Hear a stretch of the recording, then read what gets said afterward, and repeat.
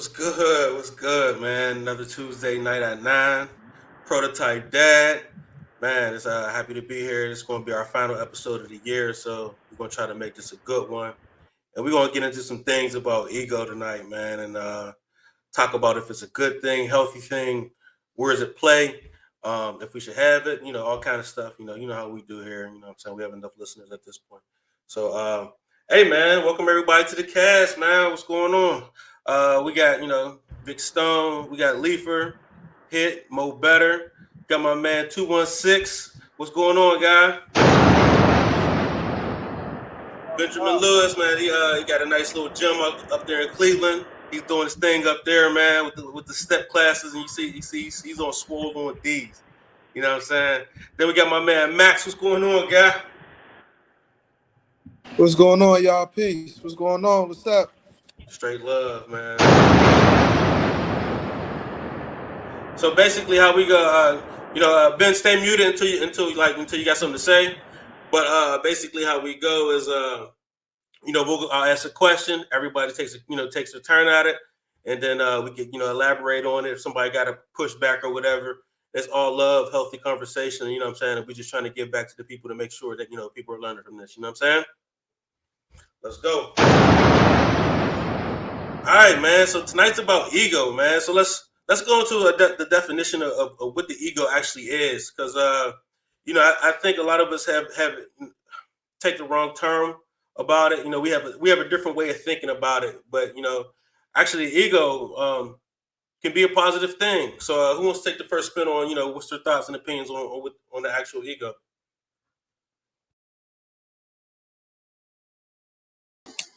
I thought you was gonna go ahead and give us a definition.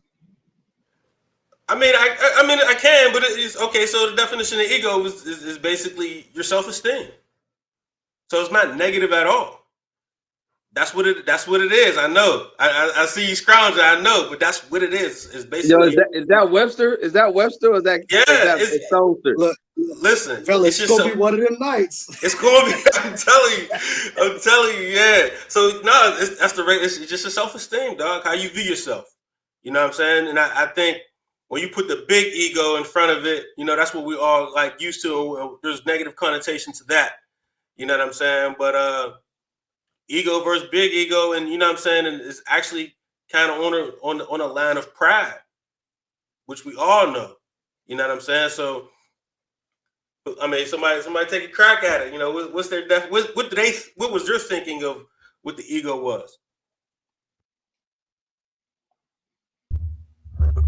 So check it out, man, because just thinking about it and not necessarily knowing the exact definition of it, I have my own feelings about it, but then also you hear the world and they talk about it in such a negative, connotation.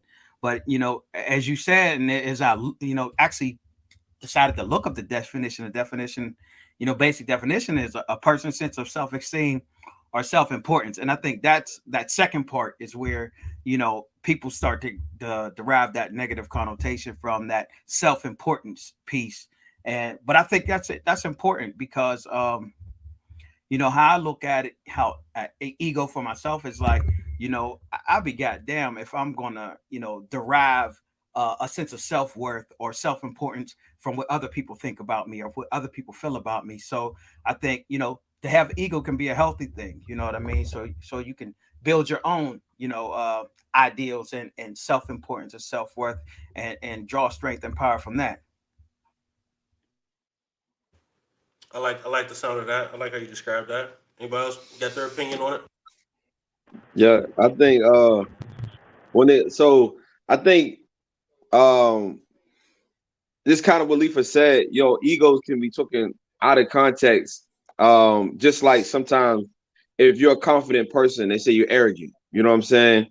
So I think like with ego, if it's a true form of ego and not a false bravado. You know what I'm saying? Like, you know what I mean? Because I think that's when it becomes negative, is when it's not really truly a ego, but you're really trying to, supplement for, the lack of an ego. And that's when it becomes an issue. You know what I'm saying? So like they say, like a short guy is always ready to like prove itself. You know what I'm saying? Or you know what I mean? Somebody's always trying to take that upper hand or overstep, just you know what I mean, to prove that they are something because it really doesn't exist. They really don't have it. So I think that's when it becomes a negative. Like when the ego is not organic, you know what I'm saying? You're trying to manufacture, you know what I mean, ego, sort of say, you know what I'm saying? Go ahead, Ben. You got it. Like it's just like anything else in life. It's a time and place for it. So when you in a conversation with somebody, or say somebody testing you, right, and you want to remove yourself from the situation, that's where you got to put your ego aside, right? But let's say somebody comes swing on you. That's when your ego needs to kick in and be like a fight or flight moment. This is where I got to be able to handle business as a man to defend myself and be able to get out of this situation. So there's a difference between having an ego and being egotistical. You know, when you're just egotistical and you out here just thinking you better than everybody else or things of that nature, like myself in the gym, I hear people saying, you just ego lifting. I just lifted 10 pounds. And I'm like, okay, because I struggled on the 9th and 10th rep. Okay, so hold on. Now this is why I reached out to you, because we had this conversation, right? You know what I'm saying? When we was talking about Max, you was like, every time we're in the gym, you're ego lifting, and I'm like, nah. And then when you said that, I'm like, you're a trainer. You should know we don't ego lift. And you was like, no, every time you take a Max is an ego lift. That's where you separate ego from egotistical, because you should be pushing yourself to failure in every workout. So that's your ego. Where people talk about, see, people only correlate ego lifting to max out. What if you do 200 push-ups? That's not ego? No, I wouldn't say that. I would say I only correlate ego lifting to doing something that you know you can't do just to show off in front of people. That's ego lifting to me. Me taking a max, if I'm at the crib or if I'm like just in the gym just getting my max in, that's not ego lifting. That's me growing my muscles. Hold on. No. That's not how muscles work, bro. If you're not lifting for a competition, there's never a reason to max out. But I do.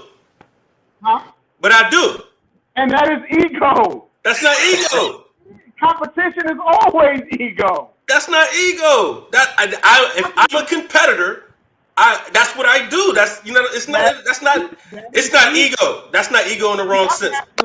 Listen, if you put 400 pounds on the bar and lift that over your face, you have to have a certain level of ego that you're going to be able to get that weight up off you to even attempt it. So you're talking about ego in the healthy part. Then you're not talking about egotistical. No, so that's what I said. That's why I said there's a difference. So if you're getting under some weight, you know you can't lift. That's egotistical. That's the difference between egotistical and ego. So why do we only talk about ego with weightlifting? You don't ever hear somebody we talk about it in a lot of things. You don't ever hear somebody say running 26 miles, which takes like 4 hours, is ego running. You never hear that. You only hear it for weightlifting. You don't ever hear somebody that says, I'm going to ride my bike cross country to bring awareness to hunger as ego ride. He about to ride 2,000 miles on a bike. You don't ever hear anybody say that's ego riding. You know what I'm saying? I don't necessarily hear that's ego lifting. I hear ego lifting as, like I said, in describing it as in doing something to impress others, not necessarily for yourself. Well, that's what I'm saying. But see, now, you can go to the comments on any of my posts pretty much. Like, I posted a video of me doing hammer strength lat pull downs like 370 pounds. And somebody was like, ego lifting. I said I just did 15 reps. That's not ego lifting. But that's where the myth. And that's why I say there's a difference between ego and egotistical. I feel like ego is having a certain level of confidence in yourself, understanding who you are, and being able to push the boundaries. Egotistical is the dude that walk in the room with his chest up like, I knock out everybody in here. No, you won't. Mike Tyson standing in the corner. That's what I see the difference between ego and egotistical. But that's me. But we were talking about it. Don't act like we wasn't talking about it in the prideful sense, though. Because that's how that you weren't speaking from it in a regular sense. Then was it from a prideful sense when we had this conversation? But I don't feel like there's anything wrong with having a self-pride or a self-worth. It's only when you take your pride and you try to influence others or the world negatively with your pride that it becomes a problem.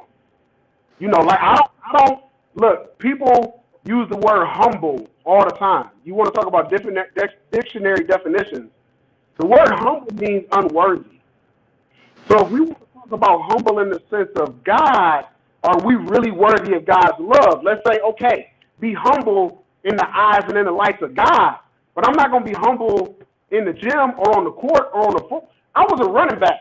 If I run up to a dude and a linebacker coming through the hole and I don't feel like I'm worthy to be there, I don't have enough ego or enough pride in myself to run that man over, I already lost. Facts.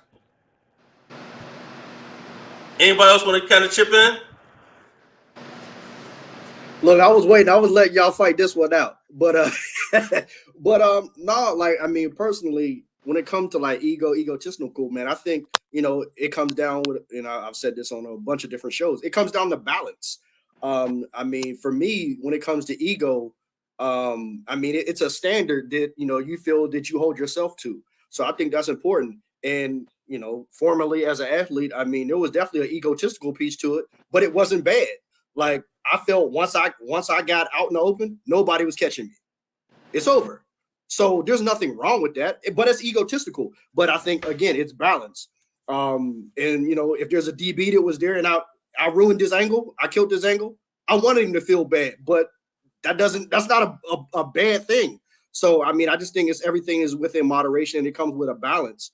And then obviously as a grown man, I mean, a lot of that stuff doesn't work in the real world and you're in the corporate America environment. You can't go into a meeting and be like, all y'all stupid. I'm way smarter than all y'all. Obviously that doesn't go over well, but so everything's just in moderation. I think that, you know, holding yourself to a high standard is important, but at the same time, understanding social norms and not getting going over that line. Yeah, for the record, you know, when you look at, and we talking definition, so when you look at the definition of ego, it really comes off as positive. When you look at the definition of egotistical, I mean, it's literally all of the negative, absorbed in oneself, self-centered, selfish, arrogant. You know what I mean? So, in the clinical definition terms, you know, the egotistical is that negative part of the ego, and the ego itself is that positive self-worth, you know, self-identity, self-importance piece. And Leifer, I think to your point, I mean, who determines where that line is between the ego and egotistical? And I think you have to measure that for yourself. And that's exactly what I was mentioning. You got to have that balance. You know, like, for example, you know, we've, you know, for the most part, man, I've been working kind of, you know, remotely for 2 years. Man, I just had to actually go to a conference for the past 2 days. Like, it was hard to laugh at those jokes that wasn't funny. It was hard to pretend. Like, I was just like, yo, like, was that egotistical? I don't know, but I was just like, I don't want to do this right now. I'm going to the room. So, like, it's one of those things where it's all about a balance. I feel like you touched on something real to the point. Even though it's about yourself and having that balance, social norms and understanding environment plays a role. Because like you say, we having a discussion about ego lifting, right? But like you said, I'm not going to walk into a boardroom, and even if, I mean, I worked in corporate America for 20 years before I was a gym owner. When you step up on stage to win an award, being the top executive in the company, or you step on stage to win an award because your region outdid everybody else's region, there's some ego in that. But it's not like, and even in weightlifting, I say this, so me personally, when I compete in powerlifting, it was never me versus the other competitors. It was always me versus myself and the weight to see what I could move and what I could do that day. And that's where I think that fine line between ego and egotistical happens. If you go into the gym and you see another dude put 50 more pounds on the bar and you know you can't lift that, that's being egotistical. But that's the same thing when you walk into a boardroom and you always assume you're the smartest person in the room and that you can't learn anything from anybody else and you're not even open to the ideas or viewpoints of other people, that's where you slip into that egotistical thing and it becomes a negative. There's nothing wrong with walking into a room and knowing your self-worth, knowing what you bring to the team and what you bring to the table, but also be open to the social norms, like you stated, the atmosphere that you're in, and know that you can get better out of any situation, and you'll be surprised sometimes the people that you'll learn things from if you do just bring your ego down a little bit and be open to it. No, I think yo, so like what you guys are saying basically, and you know, I'm looking for you guys to chime in. So if the ego is, or is it like an organic thing? Like if you look the part, right? You know what I'm saying? You walk in the talk, you know what I mean? And you know, people are respecting it. Do they look at it different? Do they look at it as being ego? Or if, like, okay, just say Michael Jordan, right?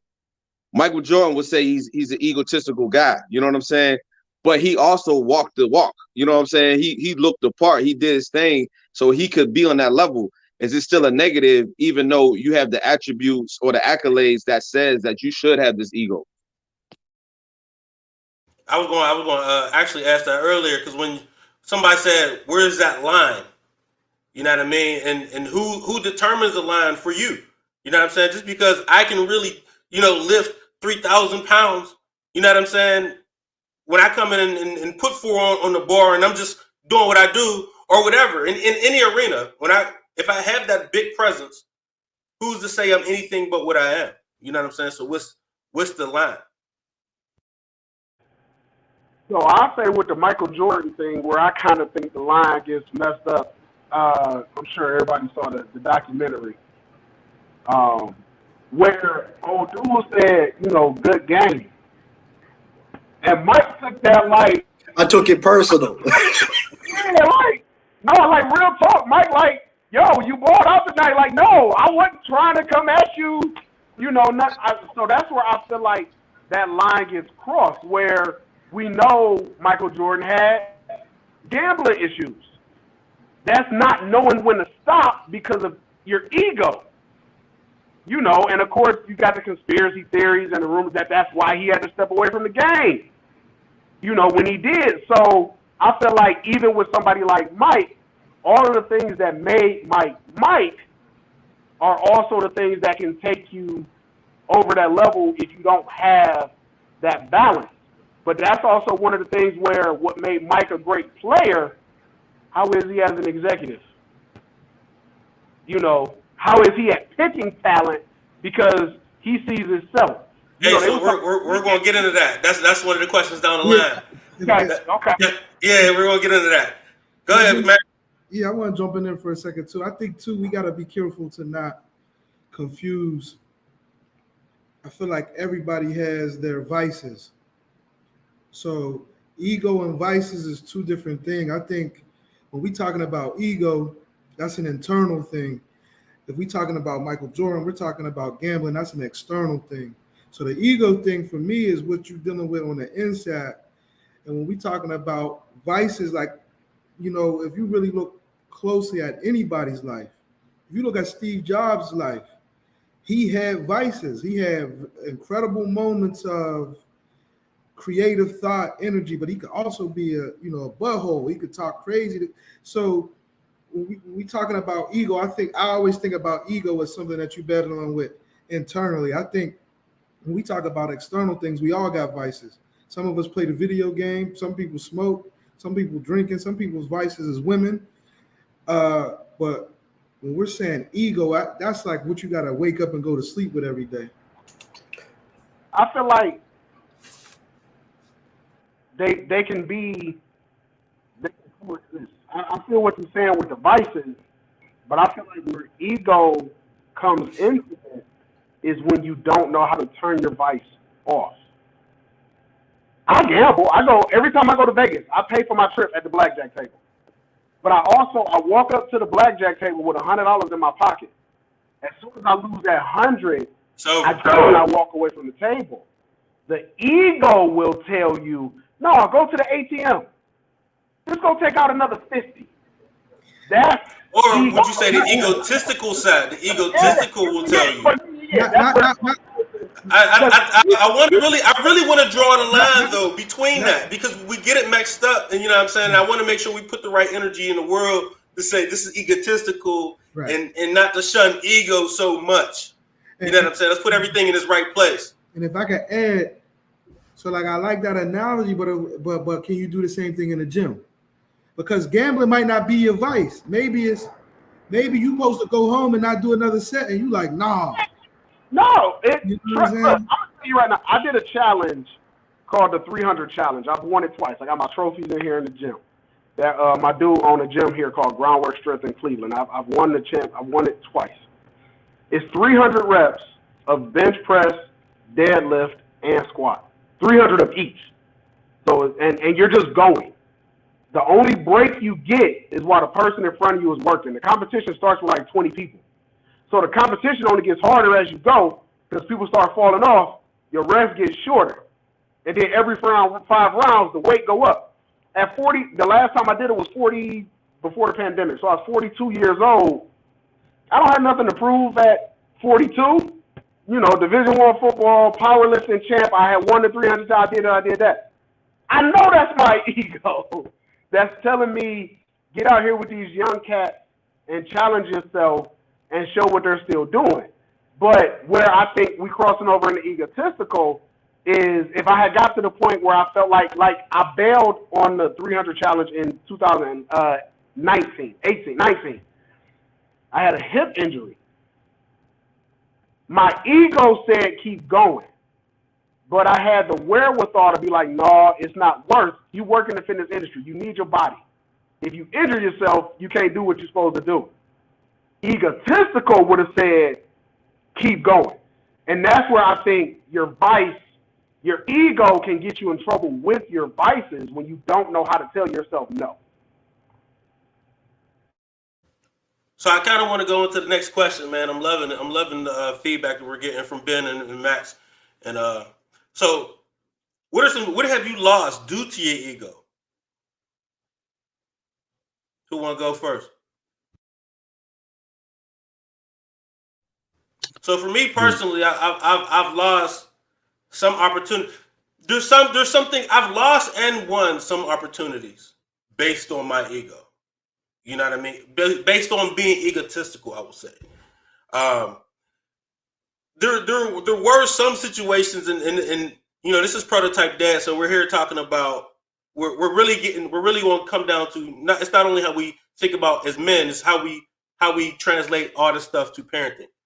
You know what I mean? So I've lost plenty of battles in raising my children based on what I think they should be doing, how they should be doing it, and what they're not doing because they're not me. You know what I mean? Or what they should be doing because they're not me. And I'm me, they have me as a dad. So I'll say that I'm a very egotistical father. You know what I'm saying? Thinking that I'm probably the best dad. You know, in my head, I'm the best dad out here. There ain't no dad better than me. But I've also suffered some losses in these battles, right? So that's definitely one thing that I've lost with in some parenting things, like, you know, in relationships with my children. But that's one thing I can speak to. What are some things y'all can speak to as far as what you lost? Maybe it's a partner, maybe it's a friendship, maybe it's a whatever. What have you lost due to being egotistical?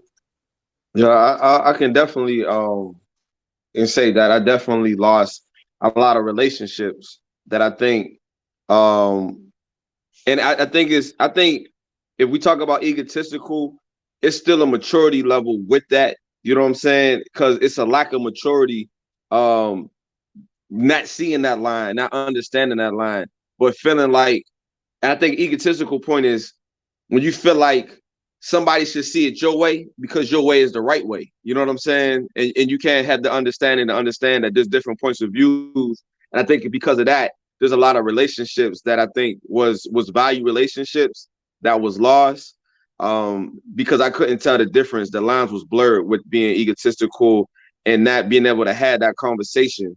You know what I mean? That we could build, you know what I mean, on the misunderstanding. I'd rather just be like, man, F them. You know what I'm saying? You know what I mean? And I would cut it off and sever it. And really, you know what I'm saying? I don't think it was fair. I think I did that to save myself, you know what I mean? To save my own ego, you know what I mean? Instead of having that conversation. I can say that for sure.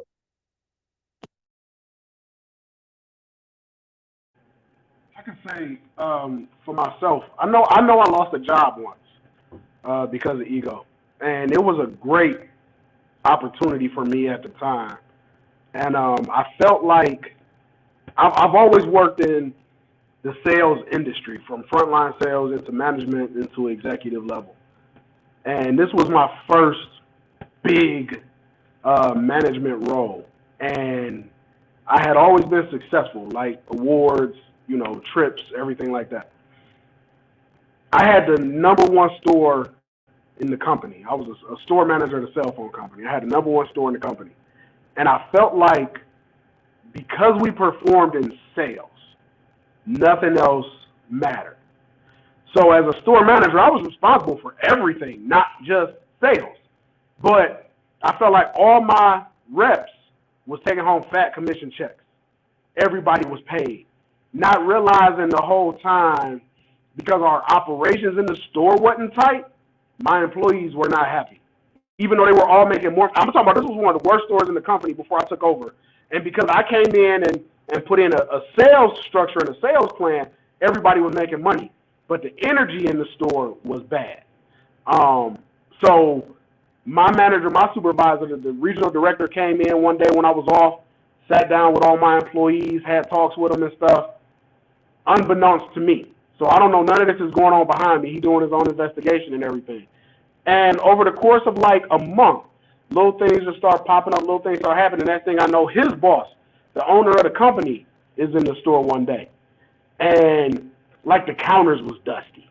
You know what I mean? We had some price tags that hadn't been changed. They was like 2 weeks old, but we put up numbers. So to me, none of that matters. A week later, I got called out to my boss's office, sat me down, let me know they would no longer be retaining my services.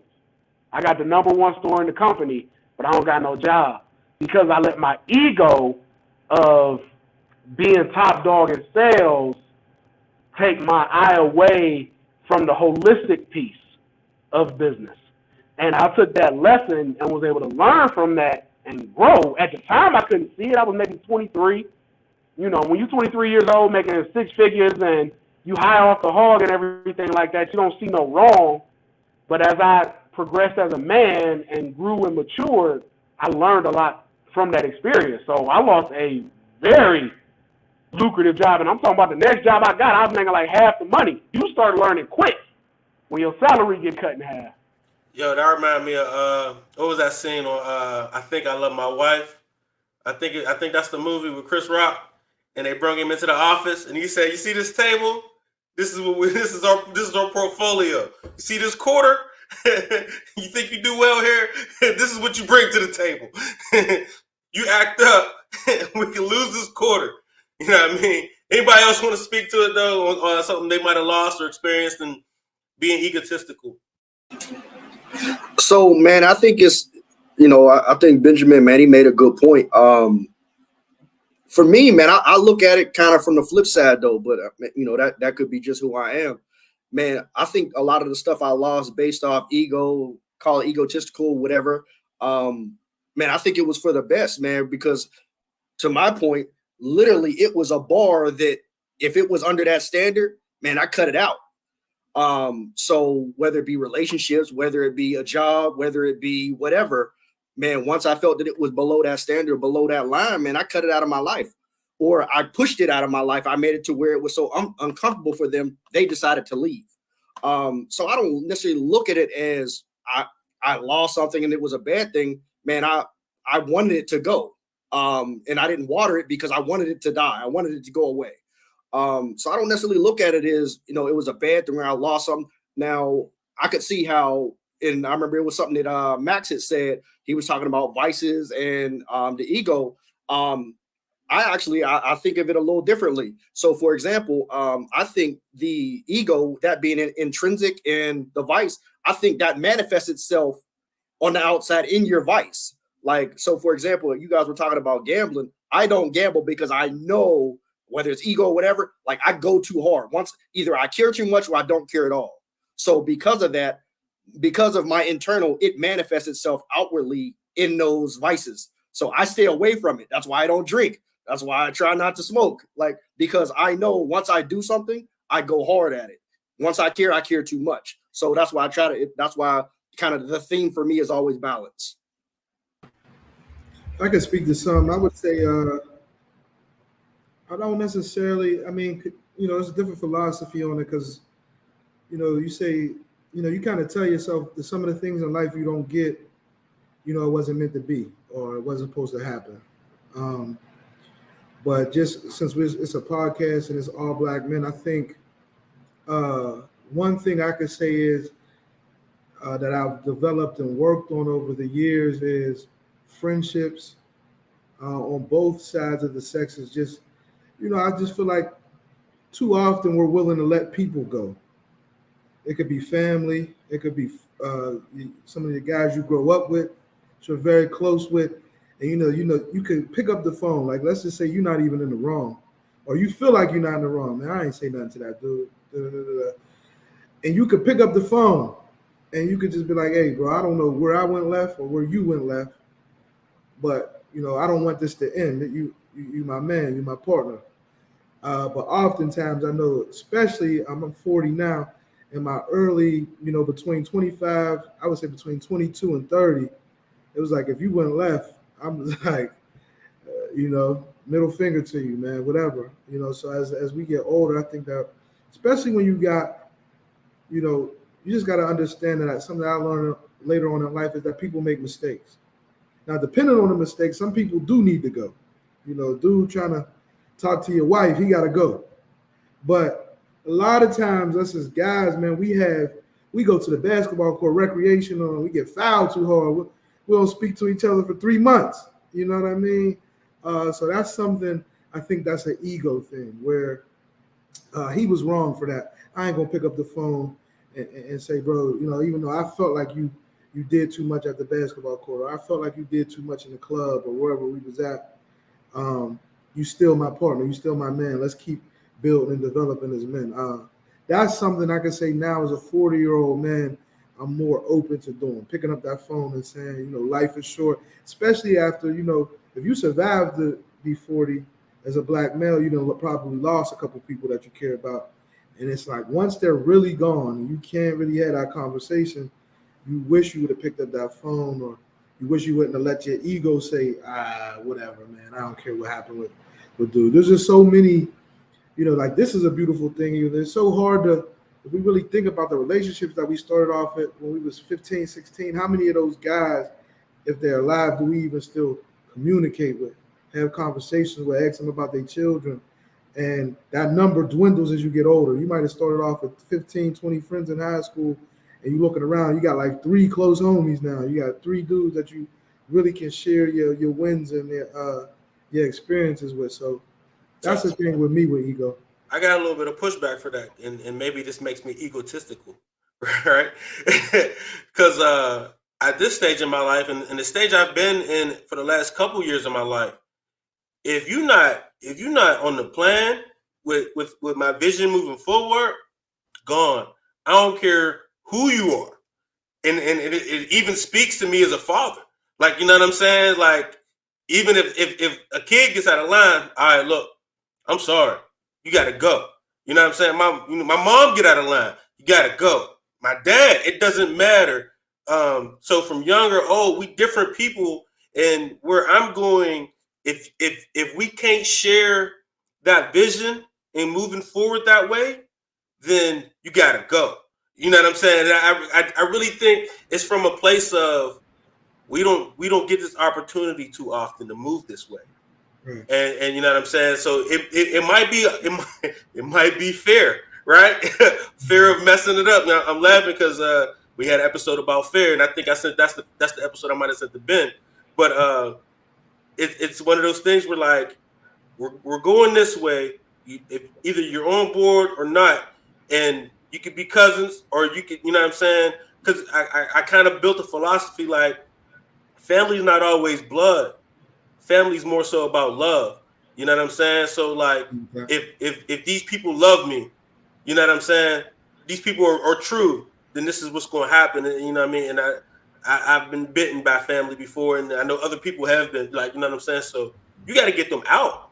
I don't necessarily believe in bagons be bagons on that. You know, no. So but that might be me being egotistical, right? No, yo, but you say. No, you go ahead, bro. All right, appreciate it. It's so you making that decision based off of what's necessary. You know what I mean? You're not taking that from an ego standpoint. You know what I mean? What he's saying, I'm not speaking for him, but what I'm hearing is kind of like what I was saying is that there was some relationships like there was like instead of us taking that step, is taking back as men and taking a step. You know what I'm saying? Outside what's comfortable to us. You know what I mean? And reaching out. You know what I mean? Letting the things go because of ego. But what you're saying is, at a certain point, you got to do what's necessary. You know what I mean? Like we talked about before for the kingdom, like what's going to grow the kingdom. You know what I mean? You making that decision based off of, you know what I'm saying, being the head of household. That's totally different from having an ego. That's actually like the total opposite, like not having an ego and making everything. Because sometimes you got to sacrifice yourself. You know what I'm saying? Which is your ego. Now, I mean, for the betterment of, you know what I'm saying, of everybody. So I think what you're saying is totally opposite to, you know what I mean, having an ego. And what my man's saying is true. Like, you know what I mean, there's a lot of things, a lot of situations that could have been, you know what I mean, squashed or wasn't as big as we made it because ego got involved, you know what I'm saying, escalated. Yeah. Yeah, no, I mean, he said it. He said what I was going to say, essentially. And then also I would just say is if we always leaving room for mistakes. So, right, like you said, we all got this goal. We got where we're trying to go, but nobody's perfect. And my thing, the reason why I try to have that room, of course, we don't want nobody to mess up our plan, but we going to mess up. And when we mess up, we want everybody to forgive us, right? Like, I messed up. I dropped the ball. Sometimes you are the head coach or the quarterback, and you throw the interception. You don't want everybody to say, okay, you threw that interception, you know, it's over for you. So for me, as I get older, you know, we don't want nobody to deter us from the major plan where we like growing the kingdom. But at the same time, I just know that, you know, we all have our imperfections, and sometimes I feel like our ego doesn't allow any space for any mistakes. So I want to jump in on that point because I kind of look at it like this. I feel what you saying about not cutting people off, but I feel like you're looking at it from the perspective of someone who will seek forgiveness and the perspective of someone who's willing to be held accountable for the mistakes that they'll make. So you saying, you know, whether you and your boy get into it at the court, you know, don't knock or whatever, stuff like that, right? Look, accountable is a key word on this platform. I knew that was coming. It's a two-way street. So this is my thing. One, if you messing up consistently. Two, if the conversations that we have don't bring any value, uplift, and ain't on the path that I'm on in life, then guess what? I don't need to call you. If I see you, if only thing we got in common is the basketball court, I'll see you at the basketball court. We don't need to hang out off the basketball court, you know. So cutting somebody off in life can also be healthy, because if you hold on to a relationship just because you're trying to give somebody a chance, But on the other end of that, you're giving away these bits and pieces of yourself. Check this. Where does your true accountability lie? With your boy or your family? So I'm not going to give away pieces of myself to maintain a relationship with dude just because we've been friends since we was 10 at the expense of my own peace, my mindset, my passion, my drive, and my goals to take care of my family. So that's why I really say, because you only have so much of yourself to give. You know, history is never a reason to hold on to a relationship. Whether it's a woman, whether it's a dude, whether it's a sibling, a cousin, a parent, history is never a reason. Just because I've known you my entire life, don't mean you get to cross me regularly. I give you an opportunity. We can discuss it if you're accountable, if you're open, and going back to being open to listening. You don't have to be the smartest one in the room, and if you're open to receive information and change, and I have to be that as well. And if we can meet at that level, then anything is possible. But that's where the ego comes in. Well, that's where we talk about the difference between ego and egotistical. That's where being egotistical comes in. Because my ego is going to tell me that I'm valuable enough that you're not going to disrespect me. My ego is going to tell me that I'm valuable enough where I'm willing to change who I am and have this conversation because I know I have room for growth. But if you're egotistical and you're not willing to give me those same concessions, peace. Hey, so anybody got anything to say to that? So No, I would. going into the next question, right? And man, Ben, you hit it right there on the nail, man. Is how do we judge and develop this line of ego and egotistical, right? To make sure we don't go across it, to self-aware, to self-check. I mean, that's kind of what this platform is, right? It's us talking to each other to help us build the structure, right? But how do we get it ourselves? You know what I'm saying? Or is it more than just reaching out to your homeboys and being like, well, it is a lot of that, like reaching out and like, don't go for that, don't go for this. You know what I'm saying? I wouldn't deal with this. And sometimes you don't even know things are offensive to you until somebody else brings you awareness. You know what I'm saying? So what are some ways that we could develop the line? You know what I'm saying? I think this is a good way, good platform, and everybody's going to hear this and get it. So how can we develop the line of, hey, we doing too much, or no, we right there? You know what I'm saying? It's that thing of, am I tripping or should I send the food back? Like, you know what I mean? Like, because we all know you'll send the food back, Sam. Twice. He gonna send it back twice. That's a fact. Yo, is that ego? If you call the manager over and the waitress to check the food, Twice. no, man. Hey, leave me alone. No, I'll send the food back, but I make sure I tip accordingly. So normally, if my food don't come out right, you know what I'm saying? However much that was, if they take it off the bill, I give that anyway in the tip. So I mean, that's my way of thinking. And if they don't do it, and they be like, "Well, you want something else?" I'm like, "Well, your food trash. Well, we can't do nothing about it. Well, you gonna get tipped accordingly. But if you treat me right, I treat you right. You know what I'm saying? You know, I'm a little bougie now, so it's more like I pay for the service I want. I want it. Like I paid for it, so I want it. You know what I mean? But don't leave me alone. Make my personal business off the pot. Go ahead.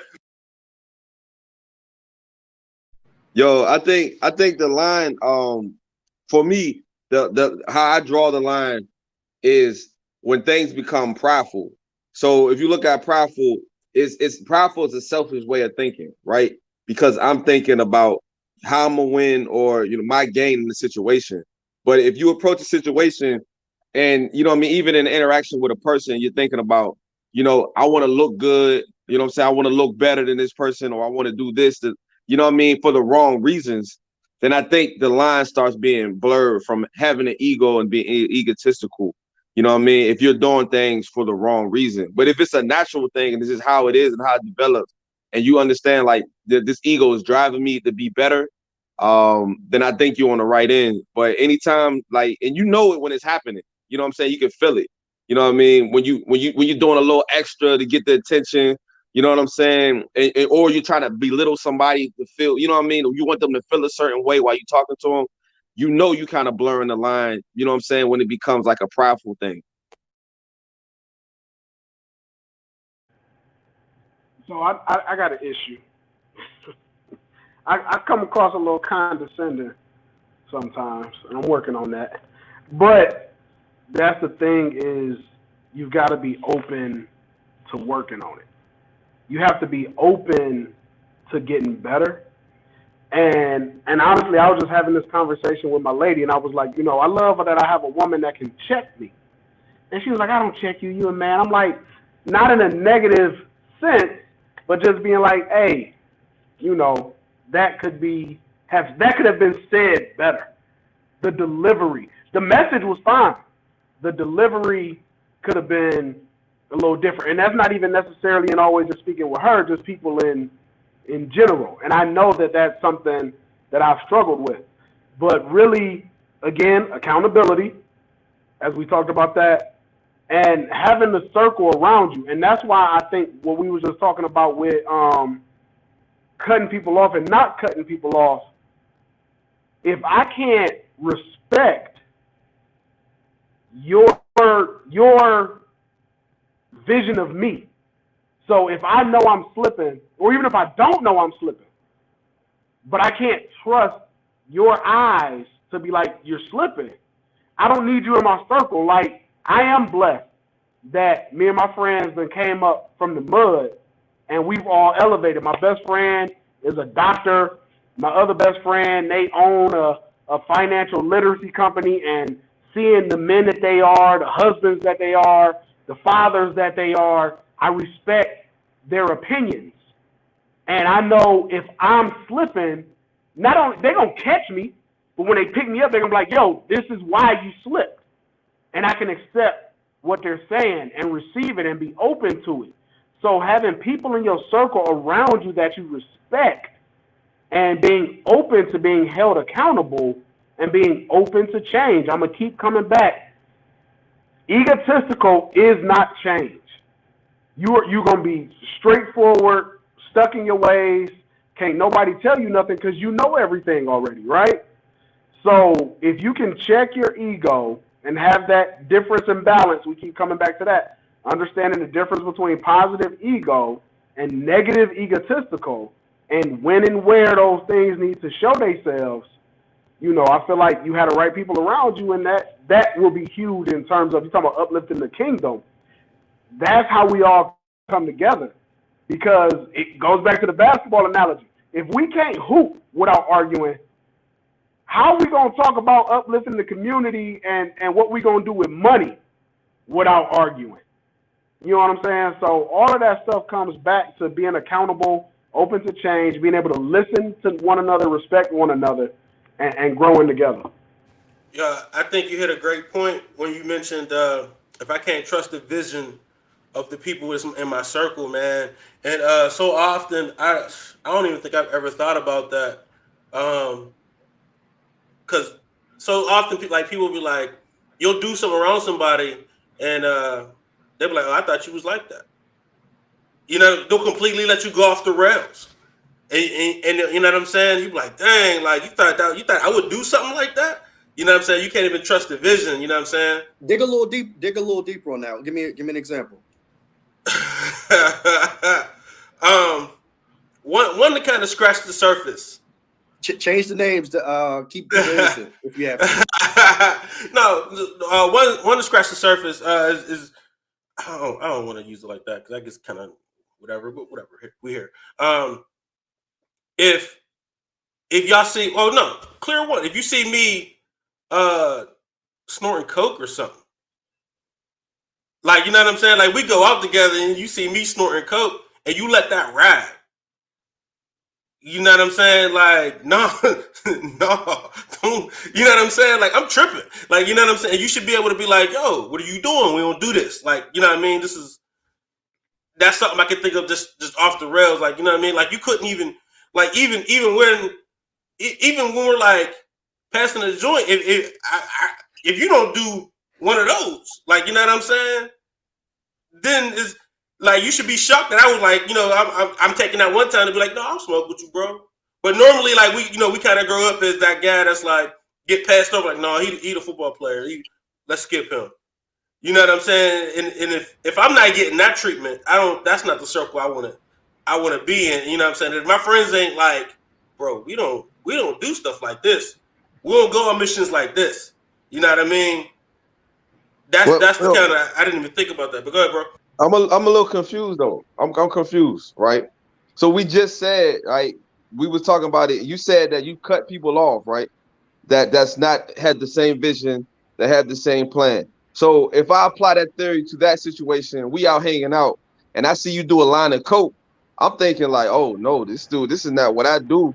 This is not the type of person I want to hang with. Yo, I'm just gonna cut him off. You know what I'm saying? Like I'm moving a different direction, and we just said that was the right way to go. But you know what I'm saying? You're saying that as a friend, I would put my ego to the side and then have that conversation with you. You know what I'm saying? I don't. Two things could be true. You could check me and cut me off on that. Like, you know what I'm saying? If that's what I'm into, or you like, I told him, you know what I'm saying? I'm not. He gonna have to show me he acting right before I let him back in this thing. I was gonna say that could be that event. That's that event. Yeah, that's why I feel like you have to be if you're open to being held accountable and change.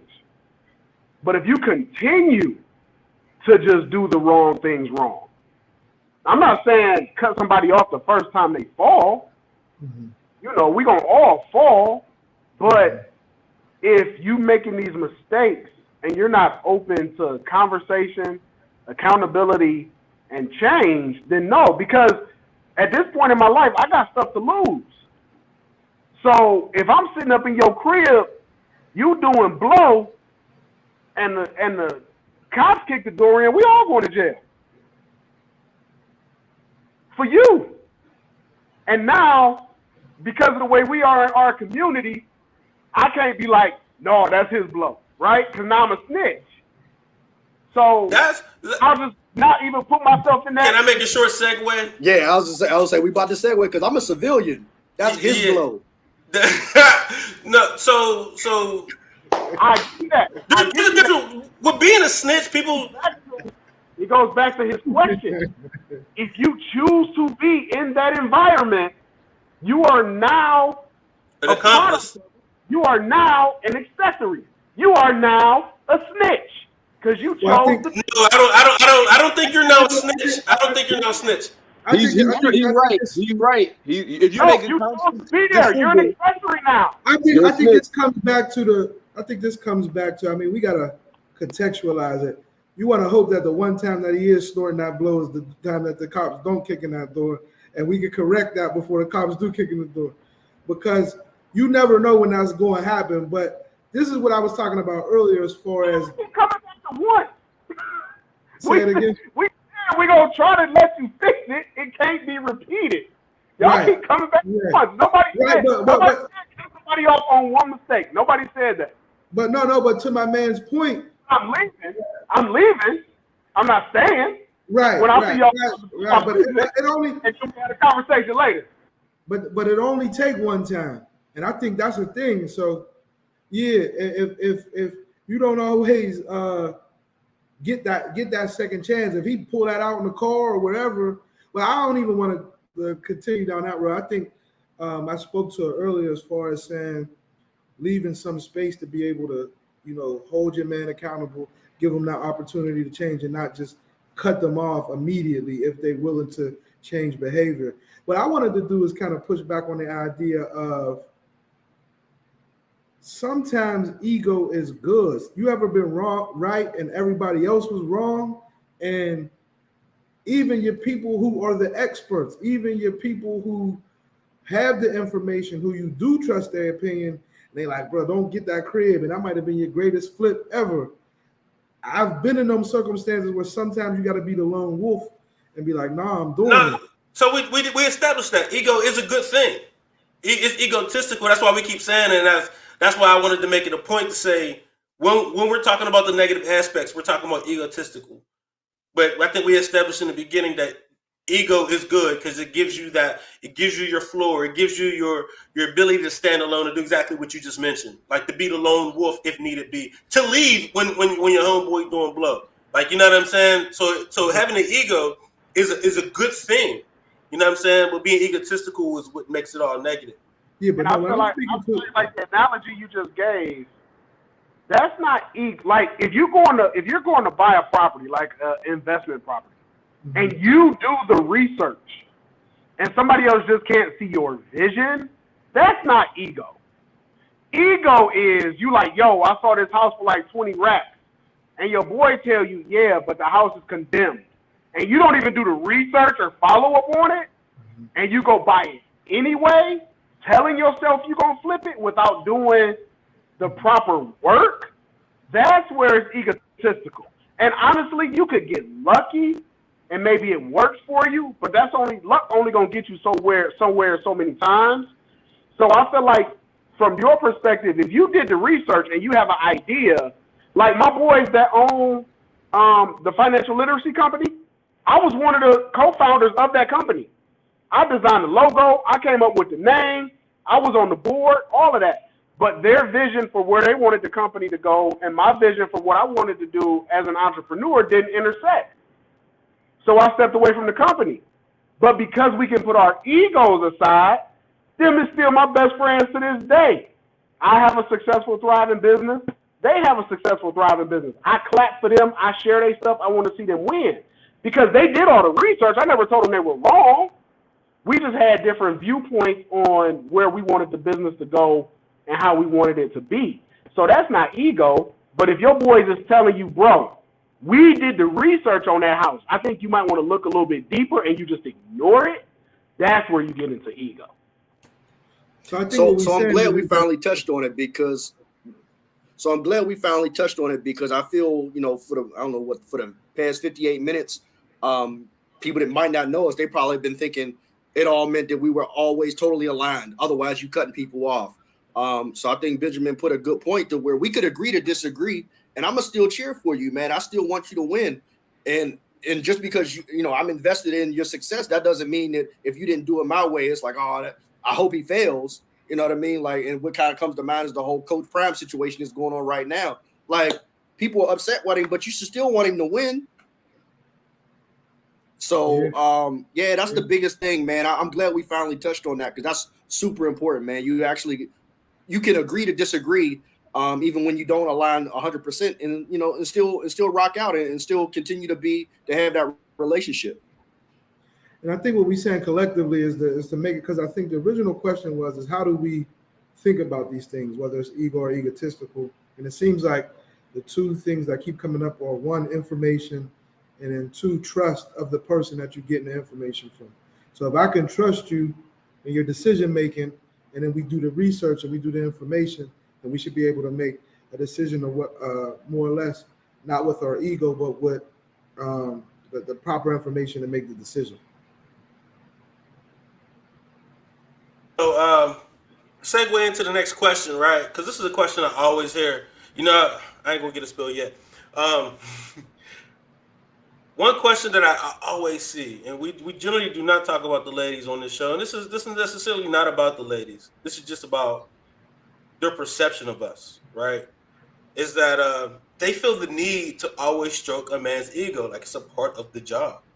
And I'm like, I combat it every time I see it. Like, you know what I mean? With people I like find credible, with women I find credible and engaged in that with. I'm like, why do y'all keep saying that a man needs his ego stroked? We don't need our ego stroked by, you know what I'm saying? But maybe that's me. Cause I'm not a man I don't need my ego stroked. Like, she don't have to do nothing.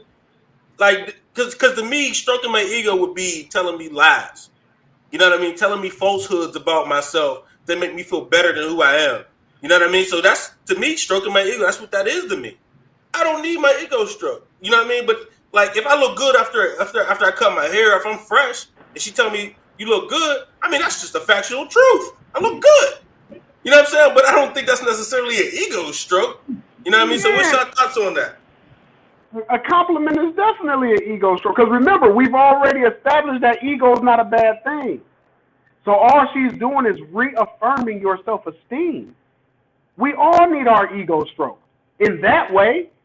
There's nothing wrong with. Look, me and my lady work out together, and I love that she know I'm stronger than 90% of the dudes that. Well, I'm probably stronger than all the dudes at the commercial gym. I got to go to the meathead gym, but I love that she acknowledges that. That makes me feel good when I got a bunch of weight on my back and she like, yeah, my baby's strong. I know it, but it still feels good. Like you say, when you got a fresh cut, you know you look good. When you got we all know when we leave the shop, we look good. So, but to hear it from your lady, look, I say I know. When my woman try to give me a compliment, oh, you look good, I know. Oh, you strong, I know. That's egotistical. That's his ego. That's his ego kicking in. I think you spoke to it, though. I think you spoke to it, bro. I think it's only bad when, any real man know the truth of what's going on, right? So, if you look like shit, when, excuse me, I don't know if we could curse or not on the pocket, but you know the truth. You know the truth. When you performing at your high level or whatnot. I think it only becomes a problem when you ain't doing your best, or when you're not performing at the level that you can perform at, and they still telling you it. Now, if you thinking the same thing I'm thinking, if she's sitting there telling you, "Ooh, baby, you killing it," and you having an off night, don't lie to me. That's what I'm saying. To me, that's stroking the ego. That's what I'm saying, stroking your ego. I don't need that. And this is right. But when you and she lying to you, it's only gonna hurt you more because you know she's lying to you. She just affirming what you already know. Reaffirming yourself. True. I'd rather you just tell me the truth and teach me. And I'm open to learn. Whatever you need to teach me, but no, don't lie to me. Yo, listen, that's not. I don't agree with that from this standpoint. If you just gave you that hot minute and a half, you know what I'm saying, and you know what I mean, you know what I'm saying, you might want to tell like, baby, it was cool, it was good, it wasn't bad, you good, you know what I'm saying. You need that sometimes, son. You know it wasn't great. You know what I'm saying. You know what I'm saying. You fumble before you get to the goal line. But you know what I'm saying. Nah, there's nothing wrong with that part. I think it's only bad. Look, man, if you give it a hot minute and a half, I'm gonna be apologizing before she get a chance to tell me, "No, baby, that was no one." Because I know how. But it's okay for her to say that though. It ain't nothing wrong. No, it ain't. No, it ain't. My whole thing is though nothing needs to be said. Right? We all adults. If you gave her that hot minute and a half, you go ahead and take your shower. We're gonna play another game. But don't lie to me. My lady's gonna be like, "Hey, you got some making up to do next time." Like, I got you next time. But it was a furious minute and a half. It was a furious minute and a half, though. You know what I'm saying? Like she's 90 seconds, bro. She's seen the potential 90 in it, seconds. and she going, you know what I'm saying? She still building on you, man. Nothing wrong with that, lady. She keep doing that. You know what I'm saying? Help him out with that. She know when she's coming in for the mission to just snatch my soul, and she knows that. So she knows that night is not about her, and it ain't no lying about it. Ain't no games being played. She knows exactly what she's doing. I just know, but see, I'm competitive. So now I want some get back. So is being competitive a part of your ego, or is that being egotistical, being competitive? Only if it falls into Only if it makes you cheat. Only if it makes you cheat during a competition. That's egotistical. Yeah, if it falls into the realm of the negative. Like if it's healthy, positive ego where y'all can play off each other like that and go back and forth and it's healthy in y'all's relationship, that's one thing. But then it goes back to that other side where you like, damn, I ain't satisfying my lady, man. I'm about to go out here and clap these other cheeks or something, where you gotta feel like you gotta earn your manhood back or something. Man, man. If you can't clap your lady's cheeks, why would you go out there and clap anybody's cheeks? I don't know. I'm just trying to figure out how that competition can be negative. No, I'm not talking about. I'm competitive too. Like, you know what I mean. But I was putting it into sports. I wasn't talking about sex. I was talking about just sports in general. I was, you know what I'm saying. I'm not competing with my lady about. Never negative. That's never negative. Yo, Yeah, I think the problem when it stroking your ego, like you said, becomes a negative.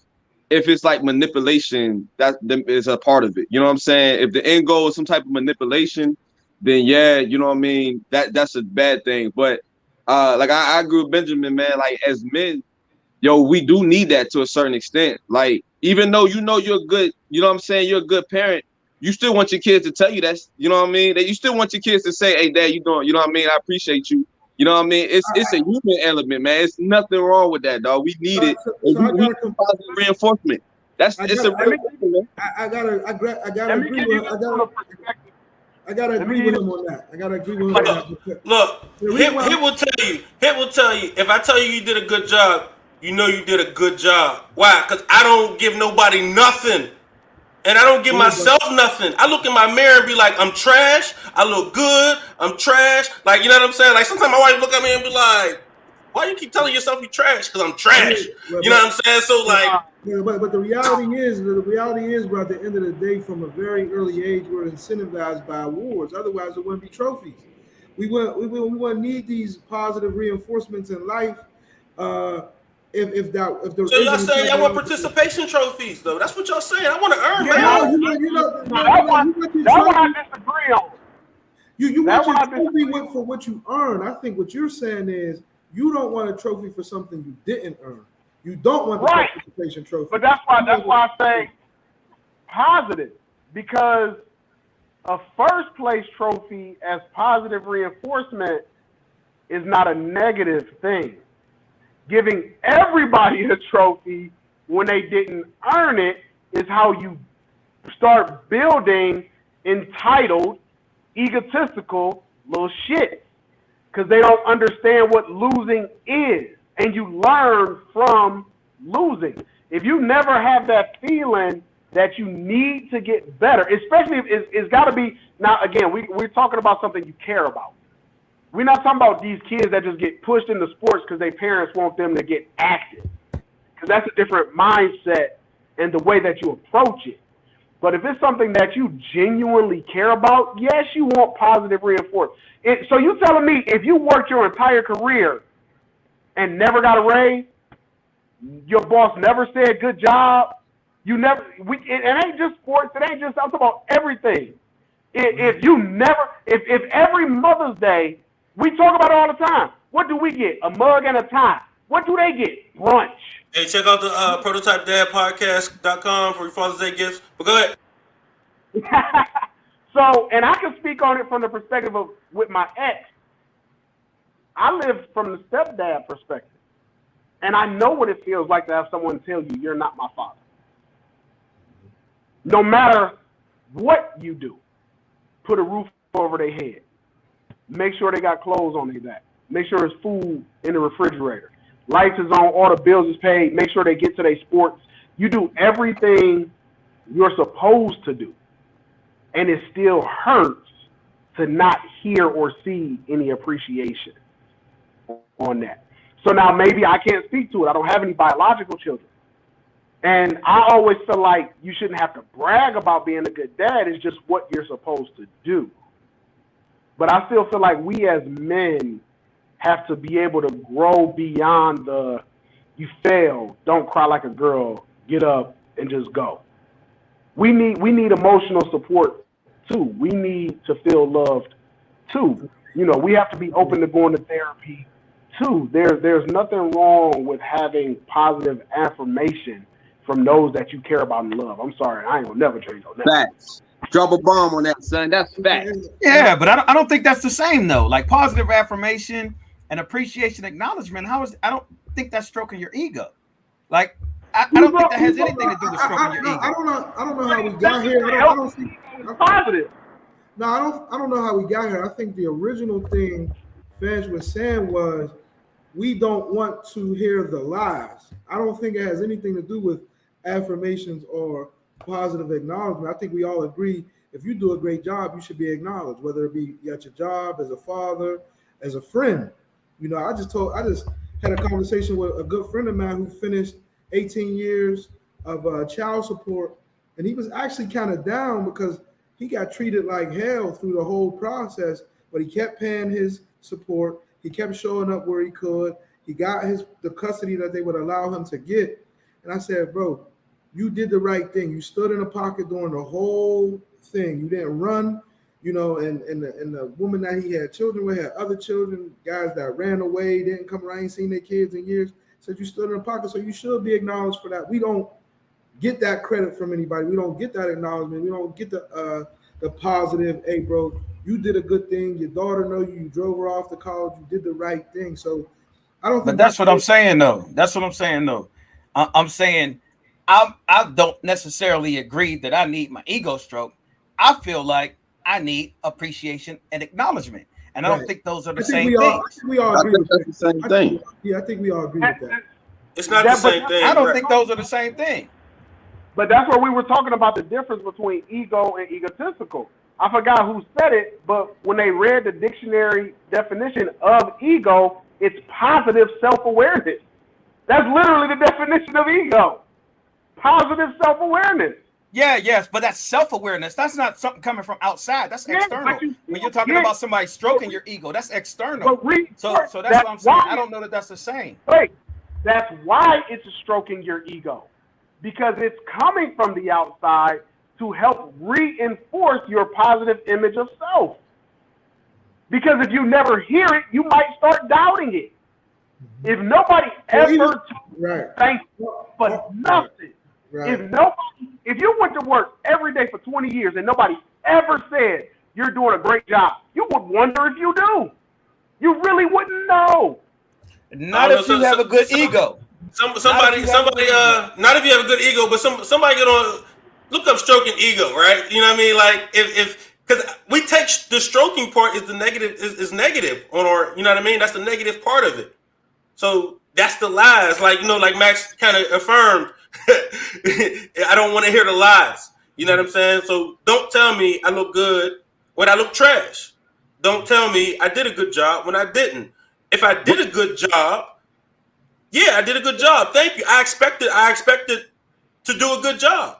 You know what I'm saying? And that's kind of one of the reasons why when she say I look good, yes, I intended to. I know. You know what I mean? So I really don't need an ego stroke. I know when I win. The correct answer is thank you.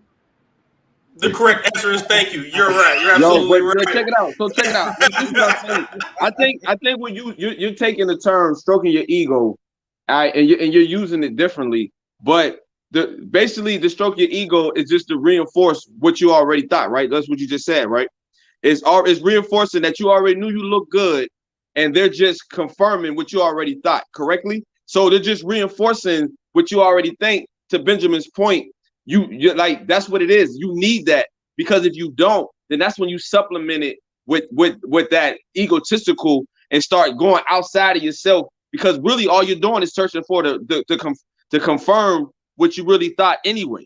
So you know what I'm saying? So if you think that you're tough or you're the bad guy, then if you don't get that after that confirmation from anybody, now you're doing things to confirm it. You know what I'm saying? You're going over and beyond. You're overextending to try to confirm. I don't something feel like the ego needs to be. I don't feel like the ego needs to be stroked. I feel like the egotistical needs to be stroked, and I feel like it's different, because the egotistical is the result of not getting ego stroked. Where you feel extra about yourself, and you're in that space. I don't feel, because the ego is about yourself. How you feel about yourself. It's not about how somebody else feels about you. That's how egotistical becomes. So you have an ego, but it's not being fed, and so now you're adding to it on your own to make it something else. I think that's a result of not being built. You should add on your own in a healthy manner. You should add on to your self-awareness and your self-satisfaction on your own. I gotta give some. I hear what y'all saying, but seriously, I'm about to start sounding kind of saying, damn it. Seriously, if you really went through life and nobody ever acknowledged you, you think you'd be the same person right now? Like, serious? That's not the same thing of what we're saying and what you're saying. You're telling me on Father's Day. No, you're saying what you're saying is a part of us doing a good job, and what we're saying, I think me, Leifer, and Max, what we're saying or understand is that stroking your ego is not a part what you already should be given. because you did something good. It's a part of What I'm saying lying is, to me. I'm talking about from a baby. A compliment's cool. When you was learning how to use the pot, your mom never said, "Good job, big." You know what I'm saying? Like, you need reaffirmment. I think it's an immature thing. I think it's an immature, like a kid would need that. Yes. Yo, so you telling me the healthy ego that you have is because at some point in your life, someone reaffirmed you. Someone told you you did a good job. Someone said this is the right way to do it. That's how you know those are the right things. No, I told myself that. I told myself that when everybody else told me the opposite. Right. Everybody else told me the opposite. Man, And I told myself. Hold on, can I I built myself up because if nobody told you that, you can still get to this point. No, If that nobody way, told you that, you if can I still can get to this point. If I Because can jump in there, like I said, it's a positive ego. It's not. Nobody. It's not that But space. listen, I'm just saying. let me Nobody. but hold on, let me jump in there real quick. So I think when we contextualize the ego, it definitely is based on your personal journey. Because I do believe some people are self-built and didn't receive that. But I also think that the healthier people are the ones who did get that. So some people are stone built out the mud. They did not get that positive reinforcement. They might have came up in the house where everybody, bro, I know people that came up in the house where everybody tore them down. And they still And I'm sure they went to school. and they I'm sure nobody. I would argue this. More people in our environment get negative reinforcement than positive reinforcement. How many kids go to school and they're the smartest kid in the class and they're talked bad about? Or how many kids go to school and they should be the star athlete, but the coach got a grudge with them and they never get that position? That happens more often than we want to give. But again, and if that's the case, if you don't have that self-reassurance, Not saying it's a negative thing, just that it's a different thing. That's it. And if you don't have that self-assurance, I'm honestly asking this question. You telling me you went through your entire childhood life to becoming a developed adult. Nobody ever gave you any positive reinforcement. I'm talking. So I equate that to adulthood. I'm saying adults shouldn't need the stroking of the ego, but I'm still speaking of it in a way of lying to me. So adults shouldn't need stroking the ego. Now, the positive affirmations, or you know what I mean, the hey, good job. I don't think that's stroking the ego. I think that's different just a different form. It's just in a different form. It's not a different. I don't think it is that at all. I don't think it's that at all. I think we're just using different words. Tell me something factual. You know what I'm saying? The same thing. We just using different words. I feel like we all agree that we all want to hear when we do a great job, that we did a great job, but we don't want to hear when we do the 1.5 minutes that we did a great job. Look, my words of affirmation is 0. Yo, so you telling me on Father's Day, Vic, you telling me on Father's Day, right? Which is a day that they set aside for fathers, that if nobody acknowledged you for nothing, that you're totally okay with that? Yeah. Okay. Ooh. That's egotistical. Move on, y'all. Look, Kaepernick. Colin Kaepernick. That's on the egotistical side, yes. But what I'm gonna do, I'm gonna make sure it gets celebrated on my behalf. Nobody. He might be on something. He might be on It's like you're taking it to the other extreme. Like, I don't need nobody. No, I'm not saying that. I'm not saying that. I'm not saying I don't need nobody. I'm just saying that all I'm saying is I don't need my ego stroke. If I did something, you're saying the same thing. I think we just have different definitions in our mind of what having our ego stroked is. Because I'm looking at it from the perspective that we've said the ego is a positive thing. And I feel like if we are doing the right things in life, if we are doing the right things in the community, if we are doing the right things at work, if we are doing the right thing as fathers, if we are doing the right thing as husbands, we want to hear that every now and then. And to me, I feel like that is stroking my positive self-image of self. So that's why I say that's stroking the ego. So I do feel like at the baseline of it, we're saying the same thing. I feel like we have different viewpoints on what is considered of stroking the ego. And if I could bind the two ideas, I would say, if we're doing the right thing, we want to hear that. But if don't nobody say it, like on Father's Day, then you should have that egotistical thing where I still did my thing as a dad this year. So to bring both ideas together, like we want to hear it, but if don't nobody tell y'all was good fathers this year, happy Father's Day. Y'all did y'all thing. You know what though? I feel guilty about telling people it's my birthday sometimes. And I know Leafer's the same way. Mo's the same way. Like everybody's, I think y'all all the same way. We won't tell each other, especially this dude hit me. He won't tell you nothing about nothing. Like, but why though? Why do you think though? Why do I think we feel guilty. I feel guilty about the opportunity of you stroking my ego. You know what I'm saying? I think I've been socialized to not getting much or whatever. So like, for example, and this is something that I suggest everybody do, man. The first time, like when I figured a person's going to be around for a long enough time, I actually saved their birthday under their contact. So like, I'll send a note to somebody, be like, "Hey, happy birthday. We could have not spoke all year or a few years. And it's, hey, happy birthday. Oh, you remembered? Like, I don't tell them like, yo, it popped up in my calendar, and they'd be like, you're so thoughtful. But at the same time, man, like I understand how far appreciation goes. And I understand how socially conditioned we are sometimes as men to not get that appreciation. So I like to give it, even if it's in small micro doses. I look at it from the other side. If I ain't heard from you all year, don't call me on my birthday. Because Facebook told you it was my birthday. Is that egotistical? You didn't think about me. Is that egotistical? Your calendar told you to Is call that me. You didn't egotistical call though? me all year long. Keep that same energy. See, so that might work for everybody. So for me, like I don't even have Facebook though. So like I actually put in the effort. Calendar. But again, if your calendar don't tell you, you ain't even thinking about that person for a whole year. Hey, look, I was busy grinding. I was busy working.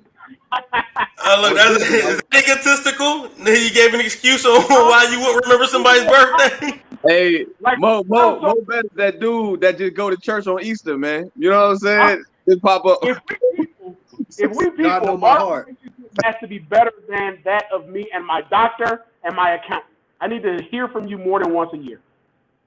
I'm sorry. If I only talk to you the amount of times I talk to my doctor and my accountant, I don't need to talk to you.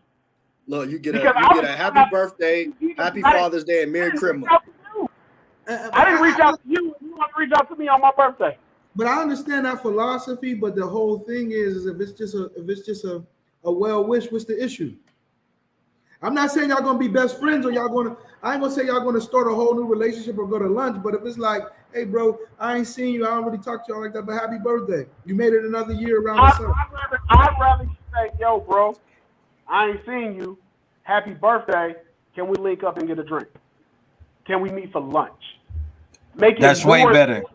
That's way better. Yeah. Make it more than just.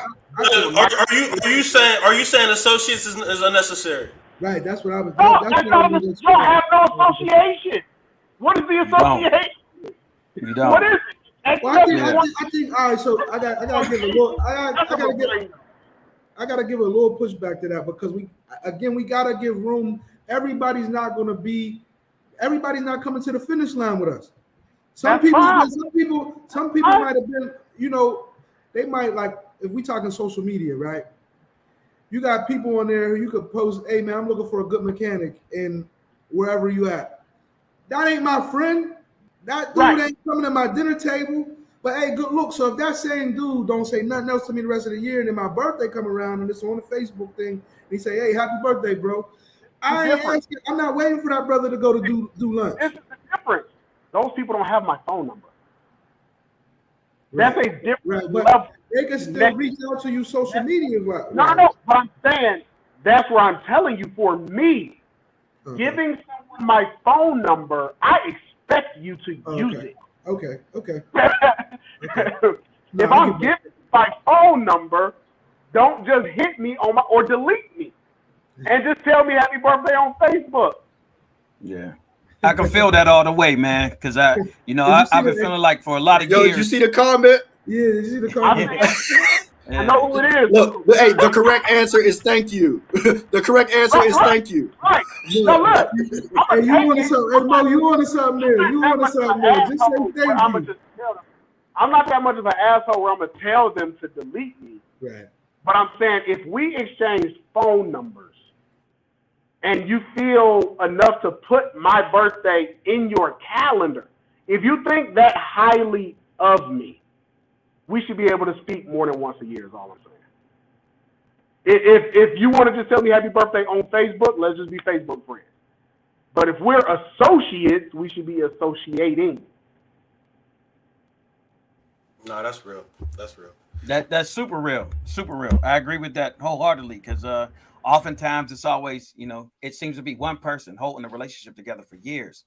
You know what I mean? And if that same energy is not reciprocated, then is it really a relationship? Is it really a friendship? And you're hitting me up on birthdays and holidays. Cool. How superficial is that when you could have just, I might be going through something. Something might be going on in my life any other time of year. You ain't reach out and say what's up.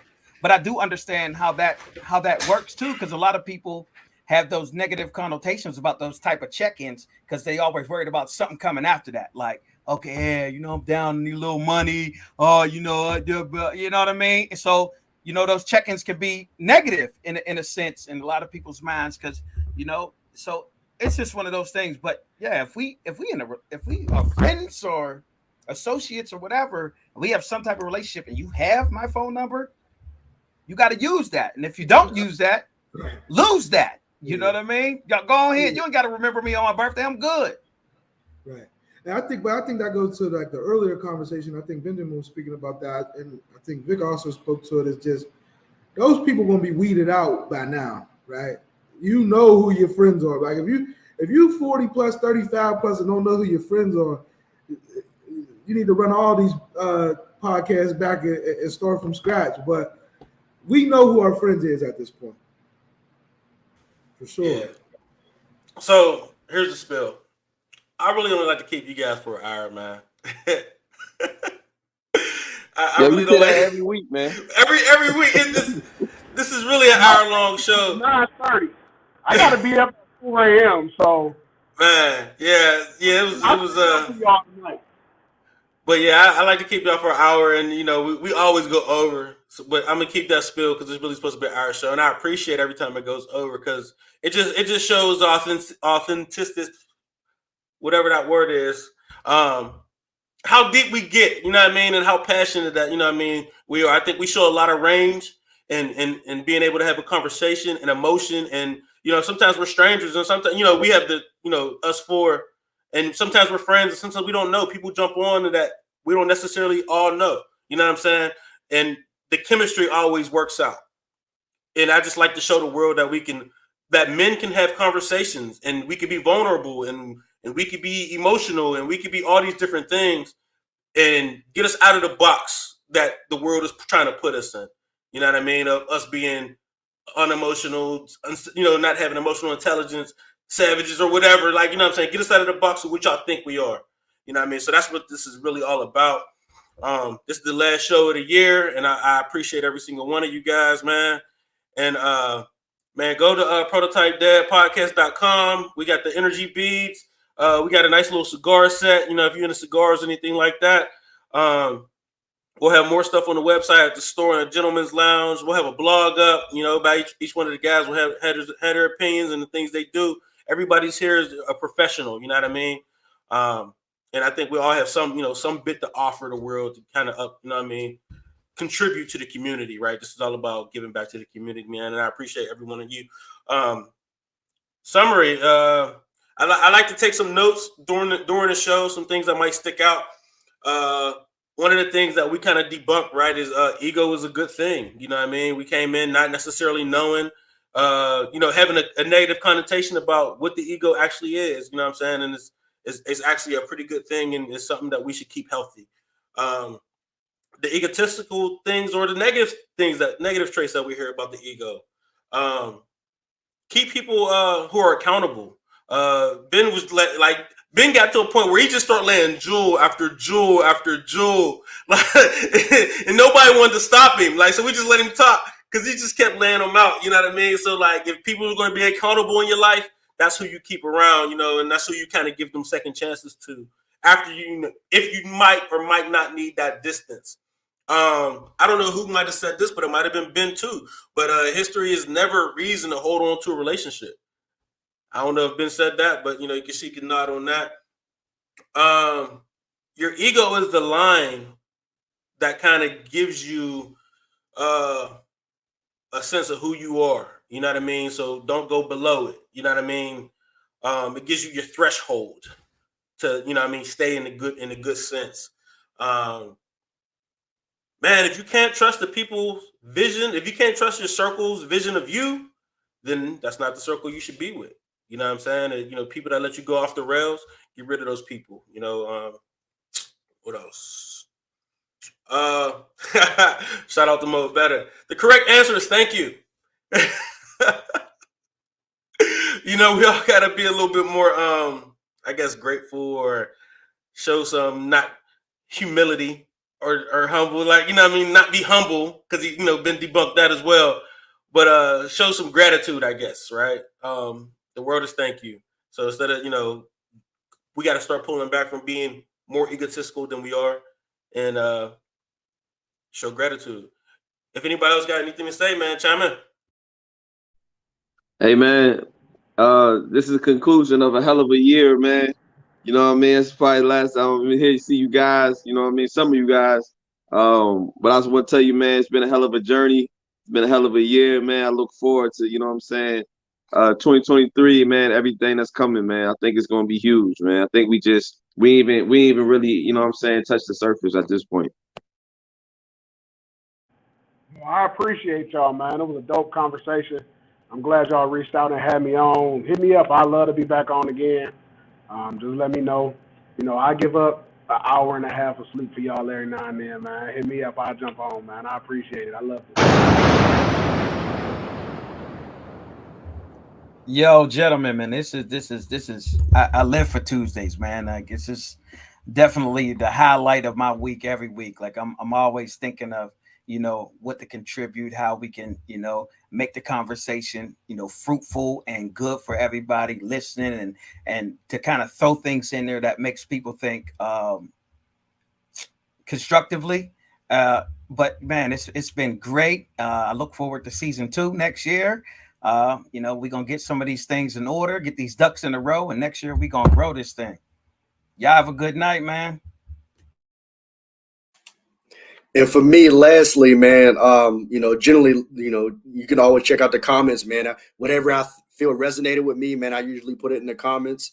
For me, man, this show, like y'all said, man, Benjamin, man, he dropped a lot of jewels, man. It was a lot of information that I thought in perspective that was really good. But a couple of the things that kind of stood out to me was nobody. So that did that. And definitely, man, based on kind of this part of the year and everything that's going on, and man, make sure that you keep the main thing, whether that be family, health, and then your peace. And then the last thing that I'll end with is the correct answer is always thank you. I'm out. Peace. That's another wicked prototype dad, man. Thanks everybody.